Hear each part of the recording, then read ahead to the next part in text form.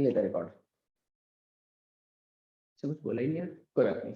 तो सुनो, structure of atom समझने से पहले तुम्हें एटम एंड मॉलिक्यूल के बारे में थोड़ा समझना पड़ेगा। एटम एंड मॉलिक्यूल डिटेल बातें समझ लेंगे, लेकिन अभी के लिए मैं सिर्फ इन 2 वर्ड्स का मतलब बता रहा हूँ। तो सुनो, एटम का मतलब क्या होता है? Smallest particle. देखो पहले सबसे पहले इंडियन फिलोसफर साहब बहुत सारे, ठीक है। इंडियन फिलोसफर जो है, इंडियन फिलोसफर देखो 2 तरीके के फिलोसफर्स थे। फिलोसफर और साइंटिस्ट में क्या अंतर था पहले ये भी समझ लो।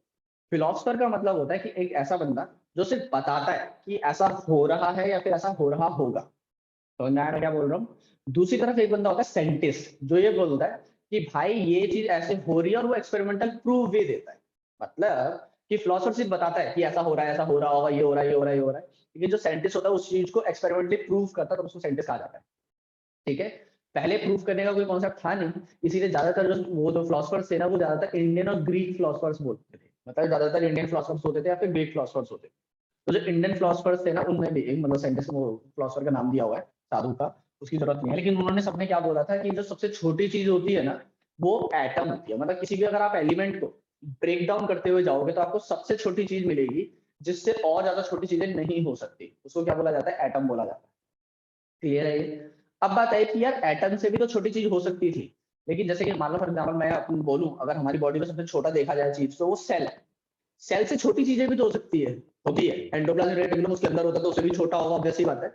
लेकिन बात ये है कि जो फंक्शनल यूनिट भी होनी चाहिए, मतलब सबसे छोटी हो और वो अकेले एग्जिस्ट भी कर सके, वो सेल।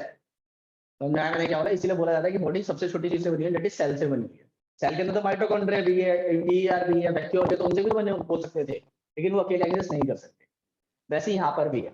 कोई भी अगर एलिमेंट को आप ब्रेक डाउन करोगे तो आपको सबसे छोटी चीज मिलेगी जो अकेले एग्जिस्ट कर सकती है, दैट इज एटम। ठीक है।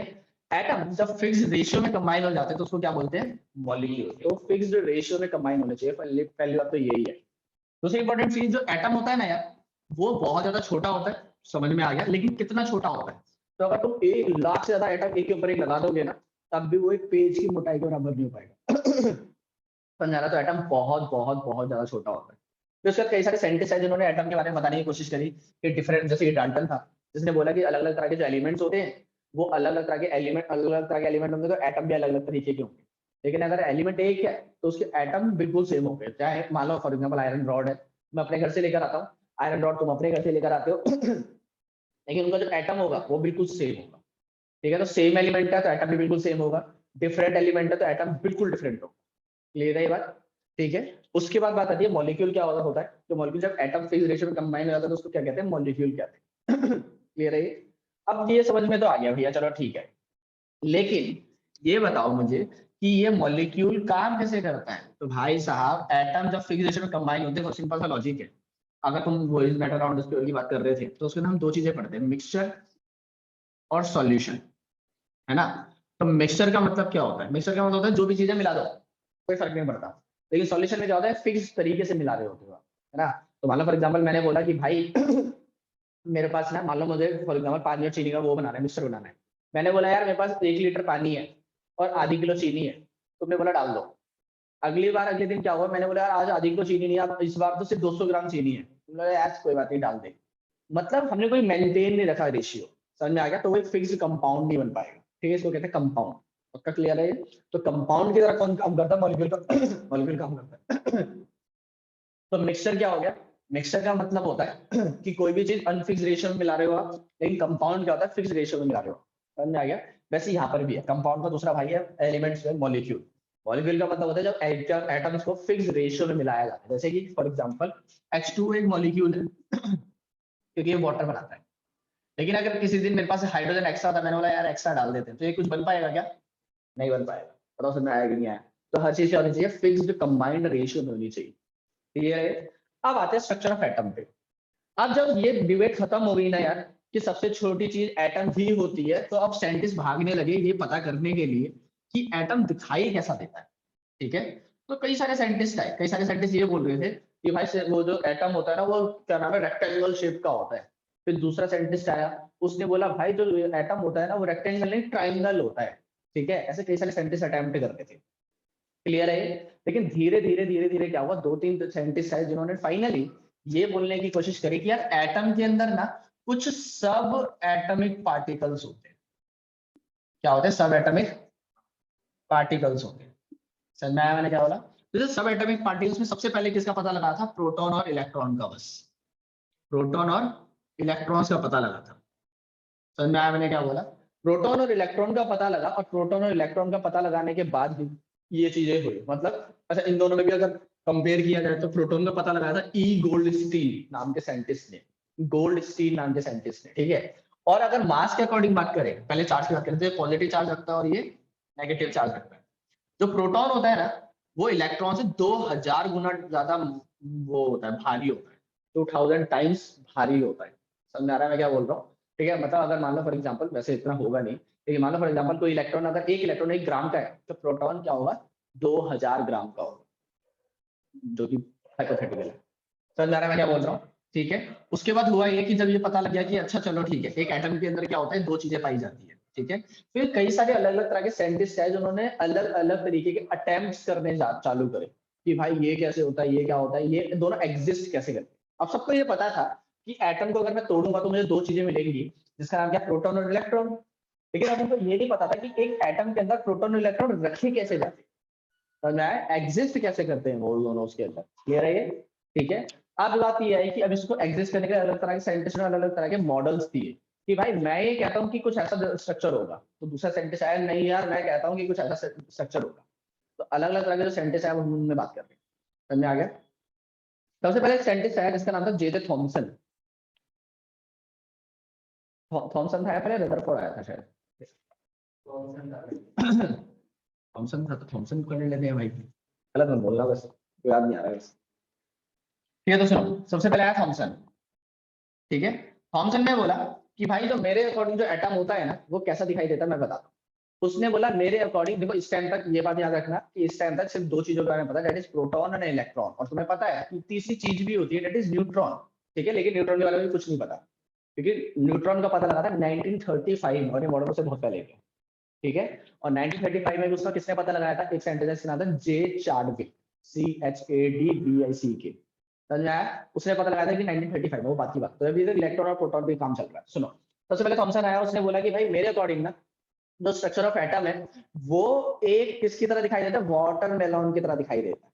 ठीक है, मतलब वाटरमेलन का मतलब क्रिसमस पुडिंग की तरह भी बोला था उसने। क्रिसमस केक होता है ना, उसकी तरह। उसकी बाद में बात करेंगे, पहले उसकी बात करते हैं। ठीक है, तो उसने बोला यार मेरे अकॉर्डिंग वाटरमेलन की तरह दिखाई देता है। मैंने बोला मतलब? कहता देखो यार, जो एक एटम है ना, मतलब जो एक एटम है ना, उसमें जो रेड कलर के पार्ट है वो सारे प्रोटॉन है, ठीक है, जिसको हम खाते हैं। और तुमने जब वो खाया होगा तुमने देखा होगा उसके अंदर ब्लैक कलर के सीड्स बीच में धसे हुए होते हैं, एम्बेडेड होते हैं। क्या ना, वैसे ही एटम के अंदर जो ब्लैक कलर के जो इलेक्ट्रॉन्स, वो जो इलेक्ट्रॉन्स है ना, वो ब्लैक कलर के उसकी तरह धसे हुए हैं उसके अंदर कहीं कहीं पर। तो मतलब बेसिक सी बात ये कि एक वाटरमेलन को एटम मान लो, उसका जो रेड एडिबल पार्ट होता है वो सारा का सारा प्रोटॉन है, और बीच बीच में जो ब्लैक कलर के जो सीड है वो इलेक्ट्रॉन की तरह धसे हुए। समझ आया? तो स्ट्रक्चर कुछ ऐसा दिखाई देता है। क्रिसमस पुडिंग वाला केक अगर समझना है तो क्रिसमस का जो केक है उसको आप एटम मान लो, ठीक है, और वो जितना भी ब्राउन कलर का पार्ट दिखाई दे रहा है वो सारा का सारा प्रोटॉन है। और अंदर जहां जहां पे ड्राई फ्रूट्स धसे हुए होते हैं उनको तुम क्या मान लो? इलेक्ट्रॉन मान लो। मतलब समझ में आएगी नहीं है? ठीक है। तो बंदों ने बोला कि यार ये तो इतना कॉन्फिडेंस से बोल रहा है यार, ये तो सही बोल रहा होगा। सारे चिल्लाने लगे गुरुदेव गुरुदेव। ठीक है, ऐसे चिल्लाने लगे, सब खुश। ठीक है, और इसकी कहानी चल पड़ी। भाई को बहुत सब मस्त सी जिंदगी चलने लगी भाई की। लेकिन तभी के तभी इसके सपनों पर पानी फेरने आ गया एक और साइंटिस्ट, रदरफोर्ड।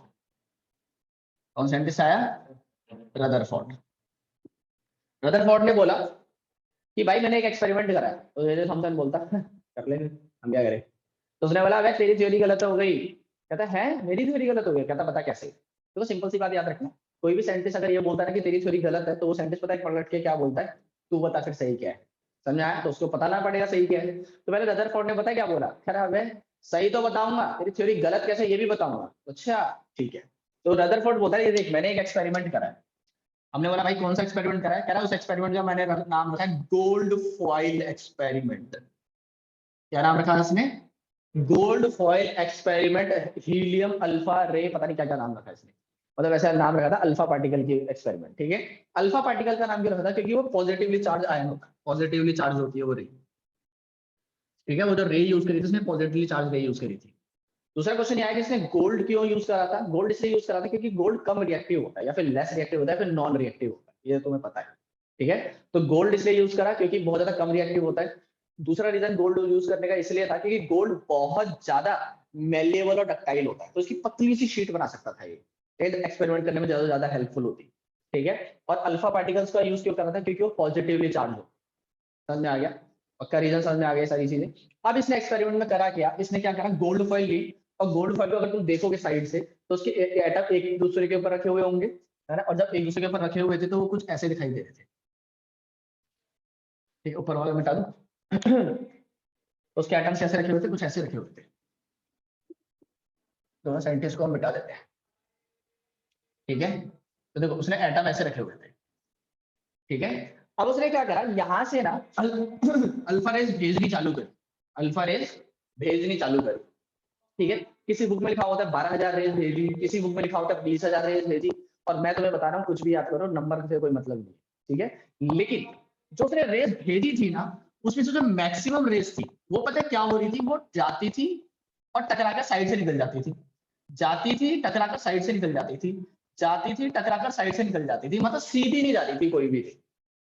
वो अपना सर पकड़ के बैठ गया, उसने बोला यार ऐसे कैसे हो सकता है, समझ आ रहा है मैं क्या बोल रहा हूँ। उसने, अब मेरी बात सुन, इस एक्सपेरिमेंट को छोड़ो, तुम मेरी बात सुन, एक्सपेरिमेंट करने से पहले उसका दिमाग में क्या रहा हो, दिमाग देखो यार, हम पॉजिटिव रे भेज रहे हैं, और अभी जेजे थॉमसन बोल के गया है कि भाई पूरे में पॉजिटिव फैला हुआ है ना, पूरे में क्या फैला हुआ है, पॉजिटिव, रेड पार्ट पूरा पॉजिटिव था ना, और पूरा रेड पार्ट तो पूरे में फैला होता है ना, पूरे में रेड पार्ट फैला हुआ पूरा पॉजिटिव है, इधर से पॉजिटिव रे आ रही है, तो यार ज्यादा से ज्यादा रे वापस चली जानी चाहिए ना, क्योंकि पॉजिटिव पॉजिटिव एक दूसरे को रिपेल करेंगे, है ना।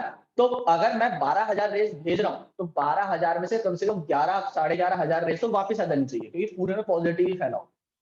जो कुछ रेज बची हैं वो शायद गलती से उस नेगेटिव, उस बीज पर लग जाए, सीड पर लग जाए, जिसकी वजह से वो आगे चले जाए, समझ में आया, ठीक है। और कुछ थोड़ी सी रे होंगी जो बैंड होकर थोड़ा सा टेढ़ा मेढ़ा जाएंगी, क्यों टेढ़ा मेढ़ा जाएंगी, क्योंकि ज्यादातर वो रेज ऐसी जगह पे अलग अलग जगह पे लोकेटेड थी, मतलब मान लो फॉर एग्जाम्पल सीड है और यहाँ पे उसके बाद पॉजिटिव चार्ज है, कहीं वो वहीं पे लग गई तो वहां से थोड़ा थोड़ा टेढ़ा होकर जाएगी, समझ में आ गया। अगर डायरेक्ट सीड पर जाएगी तो आर पार हो जाएगी, पॉजिटिव चार्ज पे जाएगी तो वापस आ जाएगी, है ना। और अगर उसके दोनों के बीच में कहीं जाएगी तो थोड़ा सा टेढ़ा होकर जाएगी, बैंड होकर जाएगी, यही लॉजिक था, समझ में आ रहा है मैं कह रहा हूँ। लेकिन भाई आधे से ज्यादा जो रेस थी वो सीधा निकल जा रही थी, वो अपना सर पकड़ के बैठ गया, उसने बोला यार ये तो मेरा एक्सपेरिमेंट गलत है, या तो वो जेजे थॉमसन बेवकूफ, तो नया मैंने क्या बोला, तो कौन बेवकूफ था, जेजे थॉमसन। अब उसने पता है क्या करा, अब सुनना उसकी ज्यादा रेस में क्या हुआ, तो उसने जो 12,000 रेस भेजी थी ना, उसमें जो मैक्सिमम रेस थी वो सीधा जाती थी और बैंड होकर आगे से निकल जाती थी, समझ में आया। उन 12,000 रेस में से कुछ रेस ऐसी थी, कुछ मतलब बहुत सारी, कुछ का मतलब बहुत सारी ऐसी रेस थी जो जाती थी और बैंड होके उसी अपने रास्ते से वापस आ जाती थी, मतलब अपने वाले रास्ते पे वापस आ जा रही थी, तो मैं यहाँ से लगा लो चाहे यहाँ से लगा लो, कुछ रेस ऐसी थी जो वापस आ जा रही थी। लेकिन उन 12,000 रेज में से एक रे ऐसी थी, और उल्टा वो सोच रहा था कि ऐसी ज्यादा रेज होगी, जबकि वो एक ही रे निकली। उन 12,000 रेज में से एक रे ऐसी थी जो एग्जैक्टली जो एग्जैक्टली जाती थी और उसी रास्ते से वापस भी आ जाती थी, जिस रास्ते से जाती थी उस रास्ते से वापस आ जाती थी। बताओ समझ में आया कि नहीं आया, पक्का क्लियर है ये। अब उसने पता है क्या बोला, अब इसने तीन तरह की रे मिली इसको, एक जो बहुत ज्यादा मतलब सीधा सीधा निकल गई ऑलमोस्ट, एक जो थोड़ी बहुत बैंड होके वापस आ गई, और एक जो एग्जैक्टली वापस आ गई, तो तीन तरह की रे। इन तीन तरह की रेसों से तीन तरह के कंक्लूजन निकाल के दिए, बोला अभी तेरी थ्योरी गलत ही नहीं, तू बेवकूफ भी है, अब मैं तो बताता हूँ कैसे। तो उसे तीन पॉइंट्स बताए कि देख तेरी थ्योरी गलत क्यों है, समझ में आया। तो उसने बोला देख पहला पॉइंट, ये जो रे वापस आधी बैंड होकर जा रही है ना, इससे ये प्रूव होता है कि पॉजिटिव चार्ज हर जगह तो नहीं फैला हो, क्योंकि अगर पॉजिटिव चार्ज रेड पार्ट की तरह हर जगह पे फैला होता तो मेरी ज्यादातर रेज वापस आ जाती, लेकिन ज्यादातर रेज आर पार हो जा रही है, तो इसका मतलब आधे से ज्यादा जगह जो है वो खाली पड़ी हुई है। बताओ समझ में आया कि नहीं आया, ठीक है, नहीं समझ में आया। अबे अगर मान ले फॉर एग्जाम्पल मैं यहाँ से पत्थर फेंक रहा हूँ, ठीक है, अब समझना ऑनलाइन वाले, ठीक है, मैं यहाँ से पत्थर फेंक रहा हूँ, सामने ना दीवार लगी हुई है जिसमें वो लगी हुई है, रेलिंग्स लगी हुई है जिसमें वो लगे लोहे की वो लगी हुई है, जाल लगा हुआ है ऐसे वाला, ऐसे जाल लगा हुआ है लोहे का, मैं पत्थर फेंक रहा हूँ, मैं पत्थर फेंकूंगा तो और पत्थर आर पार चला गया तो इसका मतलब ज्यादा जगह खाली है ना, समझ में आ गया। एक पत्थर ऐसा होगा जो टकरा के आगे जाएगा लेकिन टकराते हुए जाएगा, होगा कि नहीं होगा। कोई जगह पे ऐसा होगा कि पत्थर इस पे लगेगा और यहीं पे नीचे गिर जाएगा, लेकिन एक पत्थर जरूर ऐसा होगा जो सीधा से टकराएगा और सीधा तेरे पास आ जाएगा वापस, टकराया और सीधा तेरे पास, क्योंकि तूने एग्जैक्टली 90 डिग्री पे वो पत्थर मार दिया, वो एकदम से पीछे आया। समझ में आया? इससे प्रूव क्या हुआ, तेरे आधे ज्यादा पत्थर आर पार चले गए, इसका मतलब ये प्रूव हो गया कि आधे ज्यादा जगह खाली है, क्योंकि वो आर पार चले गए। तो आधे ज्यादा रे आर पार चली जा रही थी, तो इसका मतलब आधे ज्यादा जगह खाली है ना? ये समझ में आया? ये एटम है, ठीक है। एक एटम पे बता देता हूँ, शायद तुम्हें समझ सबको समझ में आ जाएगा। ठीक है, अगर कोई रे यहाँ से गई और यहाँ से सीधा निकल गई तो ये खाली जगह है ना यार। लेकिन अगर कोई रे गई और टकराकर वापस आ गई तो इसका मतलब कहीं ना कहीं पॉजिटिव चार्ज तो है। और अगर कोई रे टकराती है और उसी रास्ते से वापस आ जाती है, पक्का यहीं पर पॉजिटिव चार्ज है। और तुमको पता है कि प्रोटॉन बीच में एक जगह रखा हुआ होता है, याद है ना ये बात? तो वैसे तो हो रही है, जिस रे का बिल्कुल भी प्रोटॉन से कनेक्शन, ये जो डॉट बना रहे प्रोटॉन है, जिसका रे का कोई भी कनेक्शन नहीं हुआ प्रोटॉन से, वो एज इट इज निकल गया, क्योंकि उसको कोई रिपल्शन मिली ही नहीं, ये वो खुद पॉजिटिव थी और पॉजिटिव से कोई रिपल्शन मिली ही नहीं, खाली जगह थी, निकल गई। ये वाली ने बैंड इसलिए हुई क्योंकि थोड़ा सा पॉजिटिव के पास चली गई थी गलती से, तो थोड़ा सा पॉजिटिव से थोड़ा सा रिपल्शन हुआ, इसलिए वो थोड़ा सा बैंड हो गई। लेकिन जो सीधी रे गई थी वो एग्जैक्टली प्रोटॉन पे गई थी, एग्जैक्टली प्रोटॉन से टकराई, एग्जैक्टली पॉजिटिव चार्ज से टकराई, एग्जैक्टली वापस आ गई। तो सुनना है कि नहीं? किसी कंफ्यूजन है तो बोलो। समझ में आया? तो तीन तरह की रे मिली थी उसे, एक जो एग्जैक्टली बाहर चली जाती थी, एक जो थोड़ी बहुत बैंड होती थी, और एक जो एक्यूरेटली बैंड होती थी, और वो एक ही रे थी। इस वजह से उसे तीन तरह की रे मिली, तीन तरह के कंक्लूजन निकाले। पहली जो आर पार चली जा रही थी उससे एक कंक्लूजन निकाला कि भाई आधे से जगह खाली है, आधे से ज्यादा जगह खाली है। जो एग्जैक्टली बैंड होकर आ रही थी, टकराकर वापस आ रही थी, उससे कंक्लूजन ये निकाला, मतलब थोड़ी बहुत बैंड होकर आ रही थी, कि कहीं ना कहीं पॉजिटिव चार्ज तो है, कहीं ना कहीं पॉजिटिव चार्ज तो है। ठीक है। और जो एक्यूरेटली बैंड होकर आ रही थी, उससे ये कंक्लूजन निकाला कि भाई साहब पॉजिटिव चार्ज कहीं ना कहीं नहीं, एक जगह पर सिचुएटेड है, पूरी जगह पर नहीं फैला। जैसा थॉमसन बोल के गया था कि पॉजिटिव चार्ज हर जगह पे फैला हो। तो न्याय मैंने क्या बोला, तो इसने क्या बोला कि पॉजिटिव चार्ज तो है, इस वाली रे से प्रूव हो गया, और वो हर जगह नहीं फैला हुआ, वो इस वाली रे से प्रूव हो गया, वो एक ही जगह पे लोकेटेड है, वो इस वाले से प्रूव। बता समझ आ रहा है कि नहीं आ रहा? अगर किसी को दिक्कत हो तो बोलो। भाई मुझे तो भूख लग रही है, बोलो। अगर किसी को दिक्कत है तो बोलो भाई।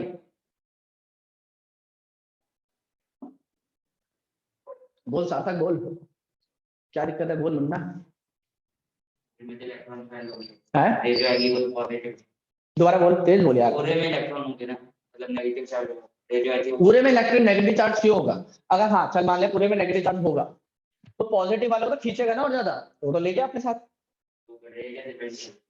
जाली रेट में डिपेंड कर रही है, क्योंकि पॉजिटिव चार्ज हर जगह पे होता है ना, लेकिन वो फैला हुआ होता है। जो बंदा इकट्ठे होकर रहेंगे उनमें ज्यादा दोस्ती होगी, या तो फैले हुए उनमें ज्यादा दोस्ती होगी? अब तू बता, है ना? है ना? बस बात खत्म। पड़ोसी लड़ाई करने आया, तुम तीनों की घर में पहले से लड़ाई चल रही थी, तेरा कूट के चला गया, तेरा भाई आएगा आएगा, वो बोलेगा "अरे यार मार के चला गया, कोई बात नहीं, उसको थोड़े मरम पट्टी डाल। तुम तीनों भाइयों की मस्त एकदम दोस्ती है, कोई पड़ोसी आया तो पहले से कूट दोगे, है कि नहीं?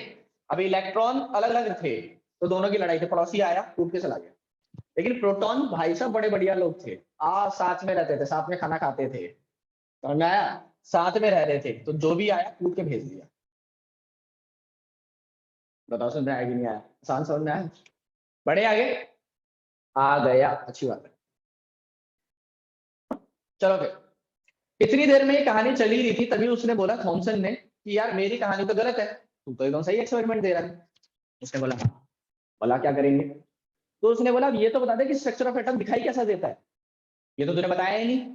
तो अब रदरफोर्ड बताएगा कि स्ट्रक्चर ऑफ एटम कैसा दिखाई देता है। समझ आया? ठीक है, चले जब यहाँ समझ में आ गया ना, चलो फिर।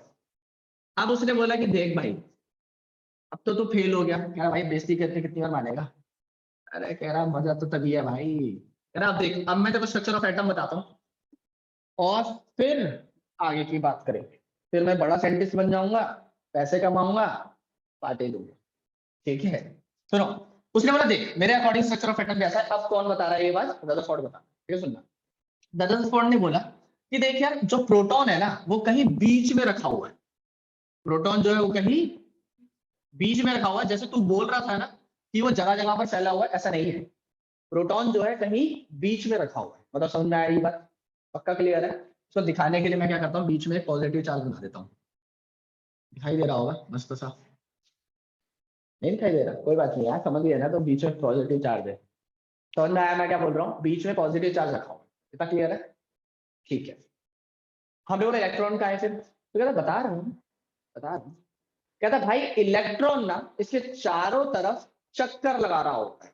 मैं कहा "ओ भाई साहब ये सब भी होता है?" कहता हाँ भाई, कहता तभी तो जो वो जा रहा था, आधे ज्यादा रेंज निकल जा रही थी, क्यों? क्योंकि इलेक्ट्रॉन उसको पास होने दे रहा था, क्योंकि खाली जगह थी। खाली जगह का मतलब है वहां पे प्रोटॉन ही नहीं, इलेक्ट्रॉन भी नहीं। समझ आया मैंने क्या बोला? लेकिन कहीं कहीं पर क्या होता, थोड़ा सा बैंड हो जा रहा था वो, है ना? तो इसका मतलब वहां पे प्रोटॉन का असर तो हो रहा था, लेकिन इलेक्ट्रॉन का असर बिल्कुल खत्म हो जा रहा था। समझ में आया?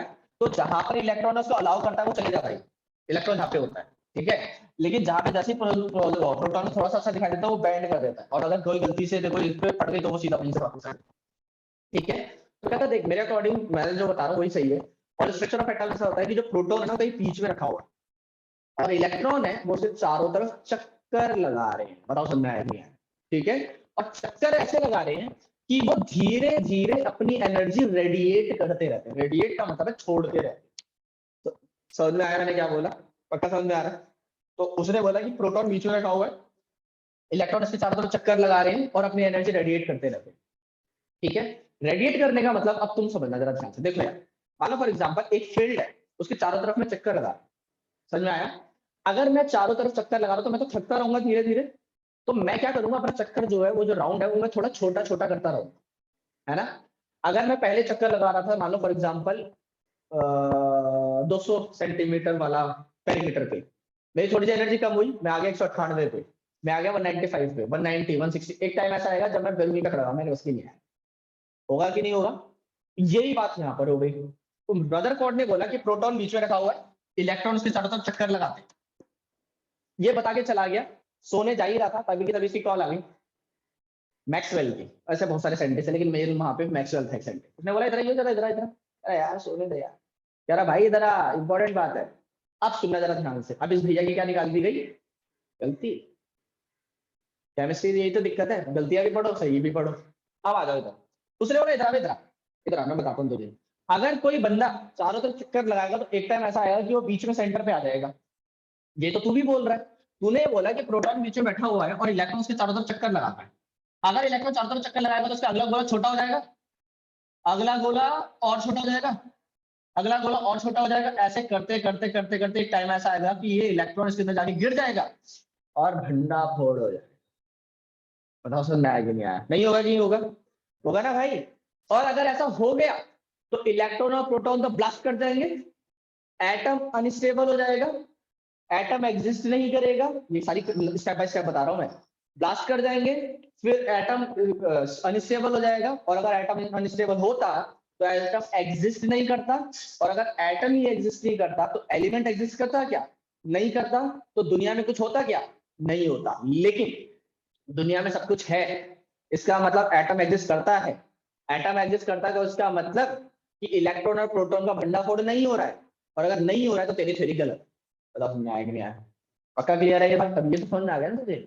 ये भी जा रहा हूँ बताओ, समझ में आ गया? ठीक है, इसका मतलब तेरी थ्योरी गलत है। ओ भाई इसकी उड़ गई नींद। इसने बोला यार ये बात तो सही है, ये तो मैंने दिमाग ही नहीं लगाया। अगर मैं किसी चीज के ज्यादा चक्कर लगा रहा हूँ और मेरी एनर्जी लूज हो रही है तो धीरे धीरे मेरा गोला छोटा होता रहेगा, और फिर मैं एक जगह पे आगे बढ़ा हुआ मैंने बस की नहीं है। ऐसी तो यार इलेक्ट्रॉन के साथ भी होगा। तो समझ में आया कि नहीं आया? फिर अगले दिन इसने पता है क्या करा, उठते के साथ, सोया तो है ही नहीं है पूरी रात, भाई की आंखें में एकदम लाल लाल हो रखी है, ठीक है, ये मैं मिल के आया था उससे, ठीक है। इसकी आंखें एकदम लाल लाल हो रखी है। अगले दिन उठते के साथ ये भागा एक तीसरे साइंटिस्ट के घर पे, जिसका नाम पता है क्या था? यहाँ पे दिखाई दे रहा है, जिसका नाम था श्री, श्री 108 नील्स बोर जी। अबे महाराज भी जी भी लगाओ, महाराज। भाई मेरी हिंदी बड़ी गंदी है, लेकिन मैंने इतनी मुश्किल से इनका नाम याद करा है ना, और तुमको लग रहा होगा कि ये मजाक है। रटार का अच्छा हाँ, ठीक है भाई, इसका नाम यही है। अब दिक्कत ये है कि तुम बोलोगे कि यार हमने गूगल करा, इसका नाम कैसे मिला ही नहीं। वो दिक्कत ये है कि ये नामकरण अभी अभी कुछ टाइम पहले हुआ है, तो गूगल को अपडेट करना बाकी है। अब तुमको मजाक लग रहा होगा ये बातें, भाई मजाक कर लो। अगर तुम पेपर में लिख के आ गए नील्स बोर, भाई साहब नंबर इतने गंदे कटेंगे ना, वो टीचर गुस्सा आया टीचर को गाली वाली भी लिख देगा वो। तो क्या बदतमीजी से लिख रहा है नील्स बोर्जी को, क्योंकि नील्स बोर्जी की कोई गलती नहीं थी, उसने एकदम सही थ्योरी दी थी, बाद में गलतियां निकली वो बात अलग है, लेकिन हमारी बुक में कोई गलती नहीं है, तो इसलिए इसका नाम क्या है, श्री 108 नील्स बोर जी महाराज। बताओ समझ में आया कि नहीं आया? पक्का क्लियर है ये? आगे बढ़ते हैं फिर, ठीक है। अब सुनना यार, ऑनलाइन वालों के लिए थोड़ा कम टाइम है आगे, ठीक है। जीविका सबसे पहले आई थी, वही गायब होगी, कोई बात नहीं, समझ में आया? आगे सुनो, तो हमने बोला कि ठीक है भैया, अब नील्स बोर जी क्या करेंगे, तो ये भागते भागते गया रदरफोर्ड, बोलता है भोर भाई, ये भी मस्त नाम है, इससे बोला भोर भाई एक दुविधा आन पड़ी है, मस्त हिंदी बोली है मैंने, एक दुविधा आन पड़ी है। उसने बोला मैं चाय पी रहा है ठंडा, उसने बोला यार चाय ठंडे की बात चल रही है, मेरी थ्योरी फेल हो गई, आप बातें कर रहे हो, कह रहा अरे यार वो तो हम कर ही लेंगे, थोड़ा एकदम शांत और बढ़िया बनता। उसने बोला वो तो हम कर ही लेंगे, तू बता क्या पिएगा। उसने बोला चलो चाय लेके आ जाओ, ठंड का मौसम है। समझ में आ रहा है? वो मजाक नहीं कर रहा, ऐसे ही हुआ था, लाइव कन्वर्सेशन देखी है मैंने, ठीक है। मैं उनके घर में उस टाइम काम करता था चाय बनाने का, रामू गाना था मैं यहाँ बस, ठीक है यहाँ तक। तो उसने बोला कि यार नील्स बोर भाई मेरी थ्योरी को गलत कर दिया गया। तो नील्स बोर ने बोला एक बात सुन, मेरे को स्टार्टिंग से बता क्या क्या थ्योरी थी, ताकि तुम्हारी भी रिवीजन हो जाए, है ना, और मैं चुपचाप वहां पे बैठ के सुन ही रहा था, ये भी पढ़ लेगा थोड़ा बहुत, ऐसे बोला उसने। मेरे को गुस्सा तो बहुत आया, लेकिन मैंने कहा, ठीक है महाराज है। ठीक है, तो सुनो, ये थ्योरी दोबारा रिपीट कर रहा हूँ, क्या क्या हुआ था, उसके बाद आगे बात करेंगे, ठीक है। तो उसके बाद शायद अगले सेशन में बात कर पाएंगे, तो सुनना। सबसे पहले आया था नील्स बोर, सॉरी, सबसे पहले आया थॉमसन। तो रदरफोर्ड ने बोला यार भैया देखो, थॉमसन आया था पहले, थॉमसन ने बोला कि जो प्रोटॉन होता है ना वो चारों तरफ फैला होता है, और इलेक्ट्रॉन बीच बीच में धसा हुआ होता है कहीं कहीं पर, ठीक है।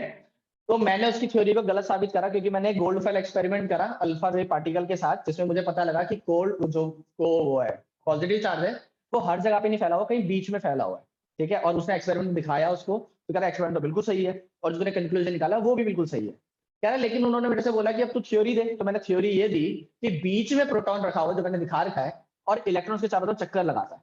तो दूसरा बंदा आया, उसने एकदम सही बात बोली, मैं भी मानता हूँ उस बात को, मतलब मेरी थ्योरी गलत है, लेकिन फिर भी मैं मानता हूँ उसकी बंदे की बात को, कि उसने बोला कि यार अगर इलेक्ट्रॉन चारों तरफ चक्कर लगाएगा तो एनर्जी रेडिएट करेगा, छोड़ेगा, और एनर्जी छोड़ेगा तो उसकी एनर्जी कम होती रहेगी, और एक टाइम ऐसा आएगा कि वो प्रोटॉन में आके गिर जाएगा, समझ आया?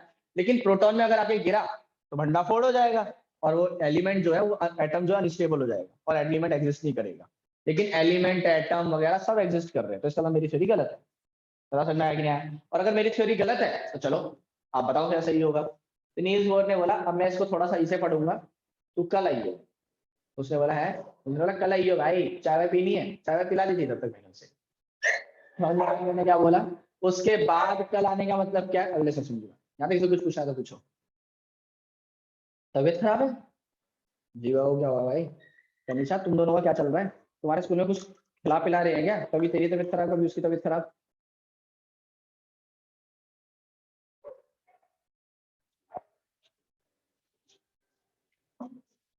चलो कोई बात नहीं जी, अच्छा हुआ हमने रिकॉर्डिंग कर ली, हम जीवा को बाद में रिकॉर्डिंग भेज देंगे। चलो दिमाग से, चलो अगला सेशन एंड करो। सर वो उसका गला खराब है और बॉडी देख लो भाई साहब,